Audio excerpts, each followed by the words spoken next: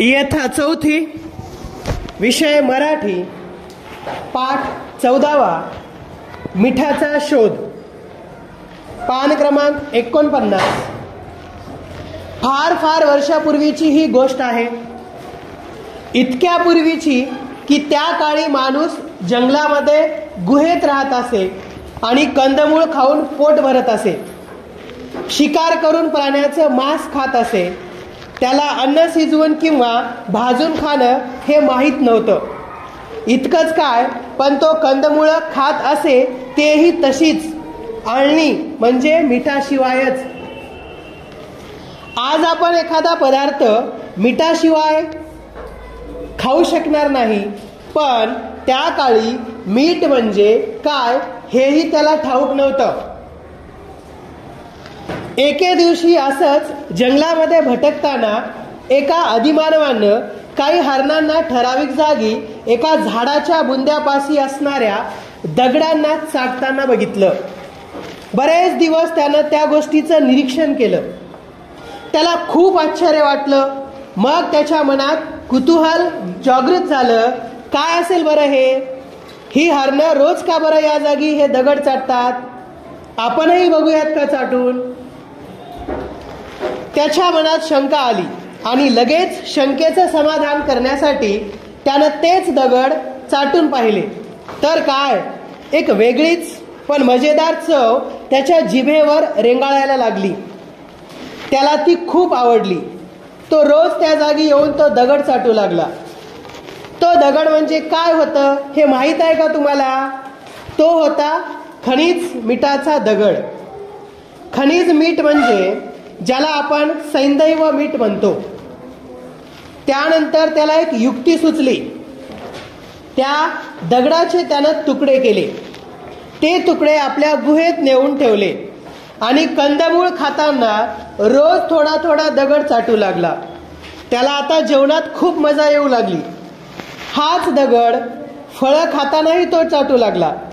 असे खूप दिवस गेले आणि एके दिवशी ते तुकडे संपले. मग त्यानं आधीच्या जागेवरून आणखी दगड आणले, पण त्या दगडांना पूर्वीची चव नव्हती. मग त्या आदिमानवाला पुन्हा बेचव अळणी जेवण खाणं भाग पडू लागलं. आता त्याला शांतपणे बसून राहावे ना. त्या दगडाचा शोध घेण्याचा त्यानं खूप प्रयत्न केला, पण तो दगड काही त्याला मिळाला नाही. आता काय बरं करावं असा विचार करताना चालत चालत तो त्या जंगलाच्या टोकापाशी, म्हणजे जिथे जंगल संपत अशा जागेवर येऊन टेपला. त्याला दिसली एक वेगळ्या प्रकारची माती. ती खूप लांबवर पसरलेली होती आणि त्या मातीनंतर पाणीच पाणी खूप लांबवर पसरलं होतं की तेथे जाणं शक्यच नव्हतं. त्याला पुन्हा कुतूहल वाटलं. ते लांबवर पसरलेलं पाणी म्हणजे होता अथांग समुद्र आणि ती वेगळ्या प्रकारची माती म्हणजे वाळूनी भरलेला समुद्राचा किनारा, जो या आदिमानवानं प्रथमच पाहिला होता. तो चालत चालत त्या समुद्राच्या पाण्यात गेला आणि काय आश्चर्य, ते पाणी त्याच्या हातापायांना झोंबू लागलं. का माहित आहे? आदिमानवाच्या हातांना आणि पायांना बरंच खरचटलं होतं. जंगलातले काटेकुटे, दगड यामुळे पायांना बऱ्याच जखमाही झाल्या होत्या. त्यामुळे समुद्राच्या पाण्यामुळं झोंबणं सुरू झालं. त्याला आश्चर्य वाटलं, कारण नदीचं पाणी तर त्याला माहीत होतं, पण ते असं कधी अंगाला झोंबलं नव्हतं. मग पुन्हा त्यानं त्यावर विचार करायला सुरुवात केली. त्यानं थोडं पाणी पिऊनही पाहिलं आणि काय आश्चर्य, ती चव त्याला ओळखीची वाटली. त्याला खूप आनंद झाला. खनिज मिठाचा जो दगड त्यानं चाटला होता तशीच चव या पाण्याची होती. मग त्यानं विचार केला, जेवण म्हणजे कंदमूळ. ती खाताना मधून मधून हे पाणी प्यायला तर, पण ते काही त्याला जमेना.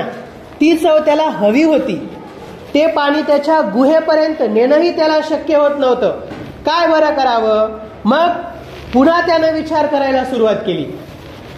त्याला एक युक्ती सुचली. त्यानं समुद्र किनाऱ्यावर जरा लांब एक खड्डा खणला. त्यात समुद्राचं पाणी साठवलं मग उन्हामुळे त्या पाण्याची वाफ झाली आणि त्या पाण्यातले क्षार म्हणजे सध्याचं आपण खातो ते मीठ त्या खड्ड्याच्या तळाशीच राहिलं. मग त्या आदिमानवाला ते सहज आपल्या गुहेत नेता आलं. यानंतर आदिमानवाच्या जेवणाला मस्त चव आली. तर अशा प्रकारे मिठाचा शोध लागला. लेखन केलेलं आहे अंजली अत्रे यांनी. शब्दार्थ अळणी म्हणजे मिठाशिवाय बनवलेले व चव नसलेले. कुतूहल म्हणजे उत्सुकता, एखादी गोष्ट जाणून घेण्याची इच्छा. युक्ती म्हणजे कल्पना. तर या पाठाचे वाचन करा आणि जेथे शंका असेल तेथे विचारा.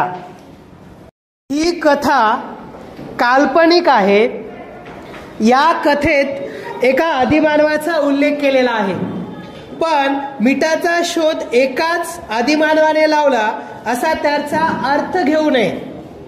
माणसाच्या अन्नघटकांचा शोध पिढ्यानपिढ्या चालू राहिला.